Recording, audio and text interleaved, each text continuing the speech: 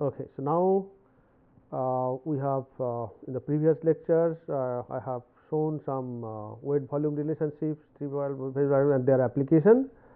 And I have very beginning I have mentioned that in the soil there are three important characteristics. They are permeability and compressibility and strength, and they are actually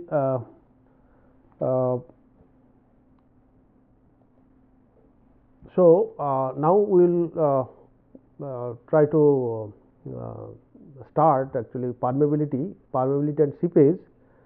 Before going to this permeability and seepage, how seepage means what, permeability means what? Actually, this permeability means water. Actually, when moved through water, that is permeability. So that means water movements, and water is very much present in the water. And what is the form of water present in the water in the soil? What are the different types of water? Initially, I will just give some description, and then later on related to permeability, how to determine how what are the parameters affect the permeability, and all those things. Slowly, one by one, we will discuss. So permeability and seepage. So the water in the different form actually available with the soil, and first thing I am defining actually subsurface water. Wall water found beneath the earth surface, that means below the earth ground level, whatever water present, that is actually subsurface water. And the main source of this water actually nothing but rainfall, and that rainfall when drops in the soil, it will be percolates and fill the voids, and it penetrates downward. And this way water can penetrate actually theoretically up to 12,000 meters. And so that means we can expect water present up to that much depth, and below this level water cannot exist in free state, although water can be there in the form of chemical combination in the crystalline found in the chemical combination with the rock minerals. That means those water are not free water. So whatever water through rain and all weather change and evaporation, and then coming back, and water coming to the soil, and that soil percolating, so it can go theoretically up to 12,000 meters. Beyond that still water is there, but that water is not free water. This is in the form of minerals. And then subsurface can be split into two distinct zones. One is saturation zone. By the name itself, it is quite clear and obvious that saturation then means all soil mass will have a voids, and all void spaces will be filled up with water. This is the depth throughout which all the fissures, void spaces, etc., are filled with water under hydrostatic pressure. The upper level of this water is known as the water table, and or sometimes it is known as phreatic surface, sometimes also known as groundwater level. And water within this zone is called phreatic water or groundwater. So that means the water depth throughout which the all fissures, etc., that means from the downward direction water will be saturated, soil will be saturated. When it will go upper direction, then it may not be saturated. The level at which up to which the saturated soil is there, that is actually limit, that is the upper level of this saturation zone, and that is called water table. Sometimes it is called phreatic surface, sometimes it is called groundwater level. And this water table not always a very level one, though in a smaller perspective. Actually, if I dig a hole here and see the level of water, and 3 meter or 5 meter away if I make a hole, you may get approximately same. But in the largest perspective, if you consider suppose here and 2 kilometer away, if I calculate, or 100 kilometer away if I dig, then you may not get the water level same. So that's what the water table tends to follow in a more gentle manner the topographical features of the surface. That means topographical features, the way topographical features are there, the actually parallel to that will be there. At groundwater level, the hydrostatic pressure is 0. That is important. That many times there will be brief short answer, multiple MCQ will be there, and that is the thing you have to remember, that in the groundwater level the hydrostatic pressure is 0. So, another definition of water table is the level to which water will eventually rise in an unlined borehole. That means, if I make a borehole, that means automatically, since it is a atmospheric pressure, so up to that water will come up. So, that is the indication that if I make a borehole, that water will come that level, and that is the actually water table. The water table is not constant, but rise and fall with variation of rainfall, atmospheric pressure, that means temperature, etc. Summer water table will go down, in the winter, in the rainy season it will goes up because of rainfall, like that. And coastal region, again it will be varied because of the tide. When water table reaches the surface, springs, lakes, swamps, and similar features can be formed. So, water table sometimes comes to the surface also, because during flooding it can come to the surface.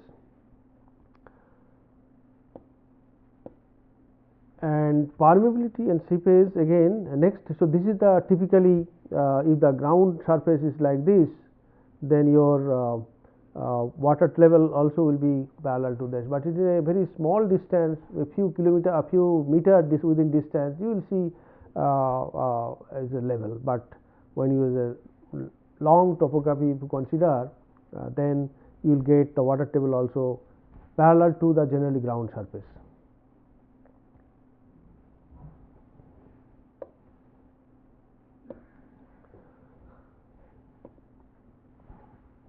And then saturation zone, I have divided, actually I wanted to divide in two parts. One I already explained, the saturation zone, another is aeration zone. This zone occurs between the water table and the surface, and again this can be split into three distinct zone section, and they are you can see capillary fringe. What is this? Owing to capillarity, water is drawn up above the water table into the interstices of the soil or rock. Actually, when the fine voids are there, through that, because of this capillarity action, what is the capillarity action, what other action will be there, that I will be coming to the next in the subsequent presentation. But here just I am briefly telling here that when the voids are very fine, then sometime water will be drawn up above the water table, that is actually capillary fringe. Water held in this manner is in a state of suction or negative pressure, that I will show also theoretically, that is pressure is negative. Its height depends upon the material. Material means what? Whether it is silt, sand or clay. Again, sand whether it is fine or coarse. And in general, the finer the voids, the greater the capillary rise. And in silts, the rise can be as high as 2.5 meters, and in clay it can reach twice that amount, which will be described later on.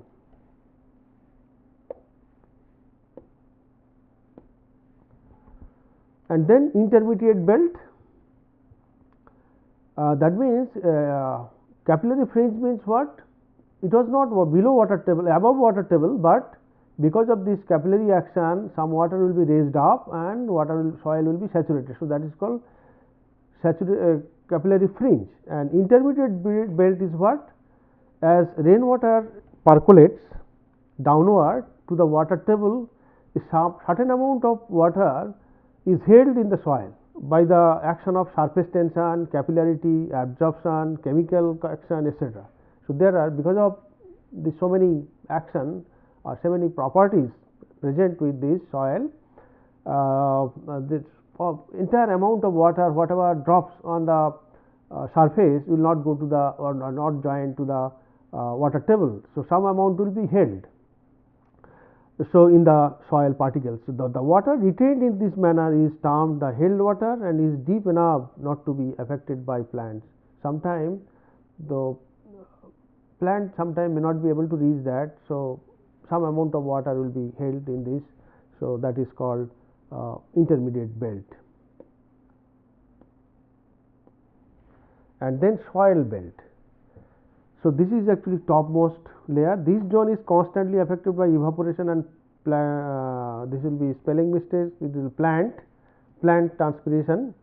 That means the top soil, when it rains, it will be moist, and when it will be sun, there will be again evaporation, and because of that it will be dried. So, like that it will constant change of wet and drying condition. Most soil in contact with atmosphere either evaporates water or condense water into itself into its vapor pressure equal to atmospheric pressure, and soil water in atmospheric equilibrium is called hygroscopic water, while the moisture content is known as the hydroscopic water content. So, top soil, whatever things are there, that is called soil belt, and from there roots of the plant will be in that zone, and they will continuously taking water from this. So, this of course not really a soil mechanics issue, but to describe water present in water, what form, which area, which zone, what form. I just mentioned this aspect, but it is not really related to soil mechanics so far, whatever we have mentioned, only other than water table and capillary rise, those things I will explain in elaborately later on. And this is actually this is the whatever things I have defined. They are actually number of things I have mentioned, that you can see these are actually internal water. This is the zone, this is the internal water in the chemical form, and from here to here actually this is actually saturation zone. This will be, and top of this will be water table, which I have defined. And then because of this capillary rise like this, if the fine particles water will be raised up, and then it will be saturated up to this. This is actually because of that, this is called capillary fringe. And then intermediate belt, that means this zone actually because of this absorption and all other properties, surface tension, etc., some amount of when water drops here, it is going downward, but it is joining to water table, but still some parts water will be retained by the soil, that is intermediate water. And this is the soil water, that means on the within the soil some amount of water will be there, evaporation, transpiration, all those things are happening. So, these are all different zones what I have defined one by one. These are explained in this figure. This is aeration zone, this is saturation zone, and this is rock flow, that means water will be in the form of minerals.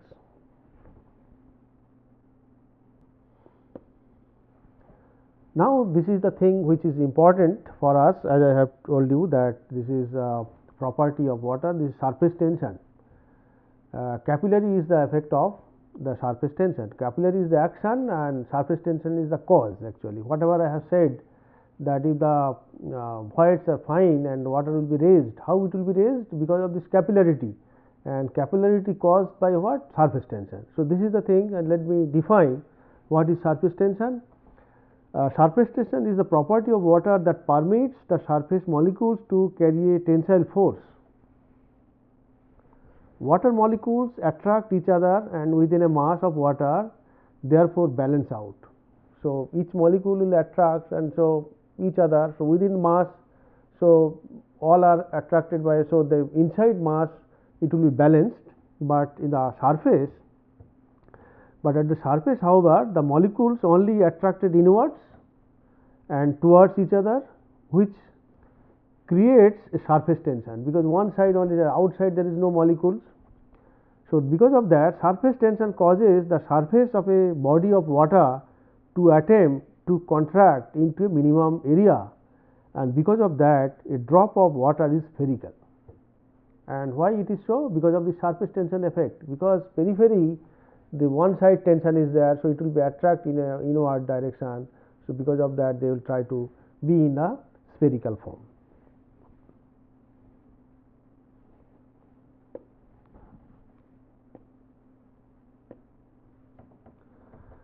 Surface tension is given the symbol T. Surface tension sometimes T, sometimes Ts, uniformly everywhere it is a surface tension symbol is T, and can be defined as the force in Newton per millimeter length. Newton per millimeter length that the water surface can carry. How much Newton per millimeter length it can carry, force can carry, that is actually your surface tension. The T varies slightly with temperature, but the variation is small, and average value usually taken for the surface tension of water as 0.00075 Newton per millimeter or 0.075 Newton per meter. So, this is the unit we have to remember. Sometime if it is not given surface tension, in some calculation it may be required. So, we should better to remember surface tension of water is 0.075, but it is mentioned that with temperature etc. it varies slightly, but average value is like this. So, one can use without any hesitation if there is a value not given.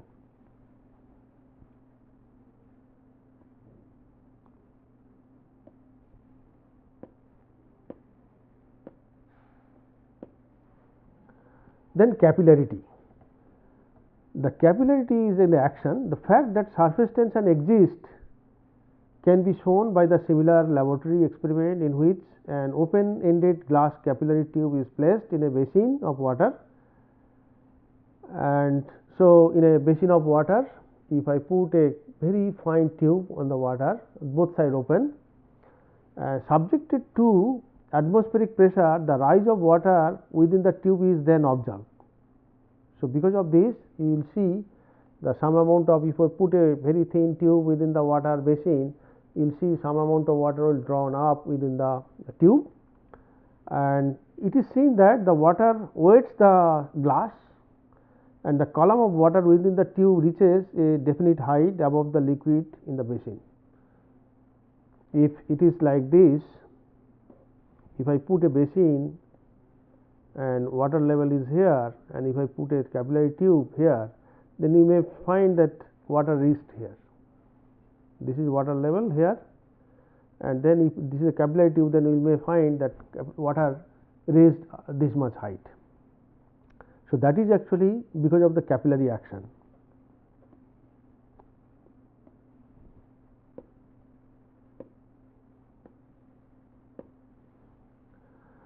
The surface of water forms a meniscus such that the curved surface of the liquid is at an angle alpha to the walls of the tube.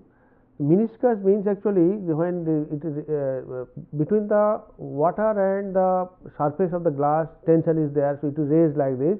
So, meniscus typically will not be water level, never be, if it is a glass here, never be like this. It will be if the glass is like that, water level will be something like that. So, this angle, this tangent, that is alpha, this angle is telling this is with the alpha angle walls of the tube.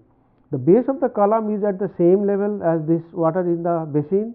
As the system is open, the pressure must be atmospheric. So, atmospheric here actually from the top it is atmospheric, and the basin there is atmospheric pressure.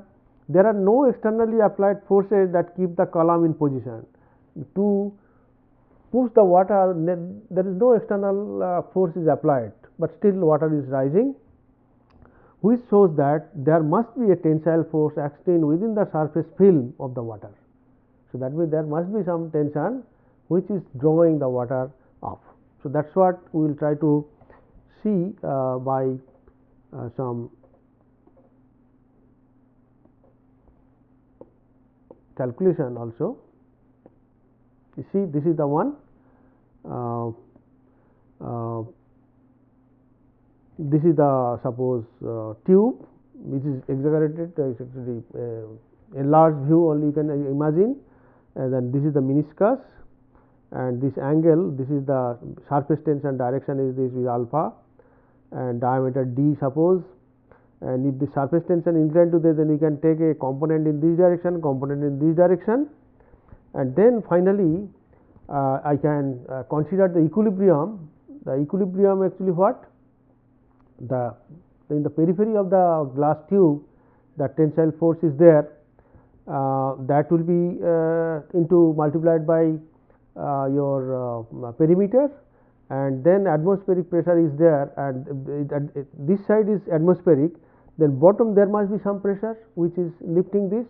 So, that pressure multiplied by the cross sectional area, though it is spherical, the area will be different, but since it is small, we can approximately take this as a circular area, the cross section of the tube, and if you take that way, then we can find out how much height it can rise if you diameter is given.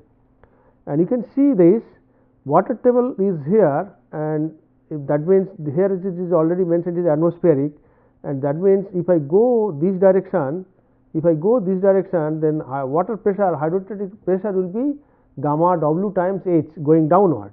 But when it is going above, then it is negative. So that's what it is going up, it will be minus. When the above water table, this is against gravity, so that will be minus. So that with keeping these points in mind, and we can see that different calculation.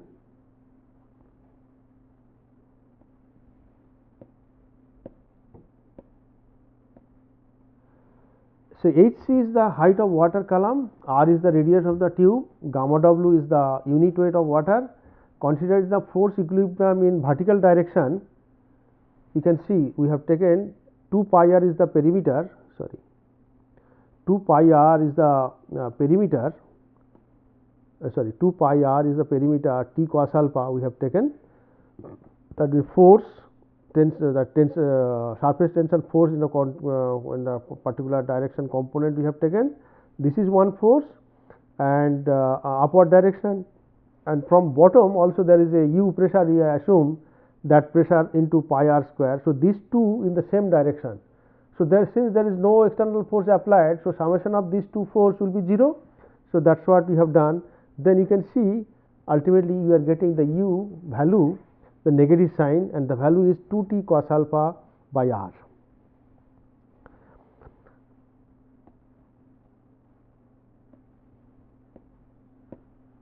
And U, since actually the height and it is above water table, that definitely minus Hc. So gamma W Hc is the U, and if you substitute that, then you will get the value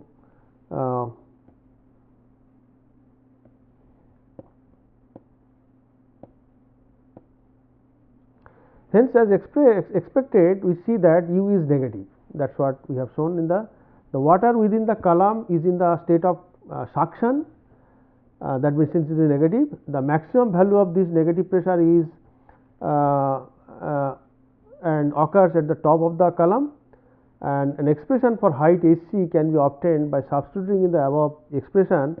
You can see that when Hc equal to, so this is the expression we can get, and you can see the rise will be inversely proportional to radius.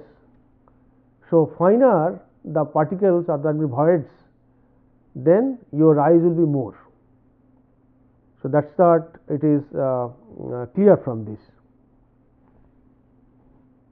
So because of that, in the clay soil, the capillary rise will be maximum, silt will be in between, and in the sand and gravel will be difficult, but sand also can rise up to some height.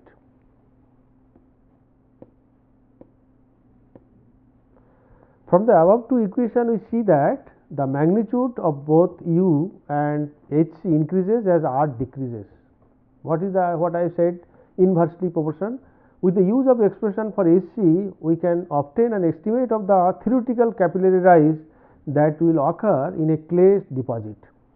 So clay size we have mentioned already in the classification, that is less than 0.002 millimeter. So average void size if in a clay, if I consider 3 micrometer and taking alpha equal to 0, what in the expression alpha is there for water to soil, you can take alpha equal to 0, and if you take this size as a 3 micrometer, the formula gives you H equal to 5 meter. That means in a clay soil, if I take the average size void side, then we can the capillary rise can be at as high as 5 meter. However, capillary rise of this magnitude seldom occur in practice, as the upward velocity of water flow through a clay in capillary fringe is extremely small and often restricted by absorbed water films, which considerably reduces the free diameter of voids. So that whatever theoretical diameter we have considered, that much diameter may not be available because of this water present in it, and also this resistance, there are different types of resistance will be there, though theoretically if you see, but it much lower than that value it can reach. Okay, thank you.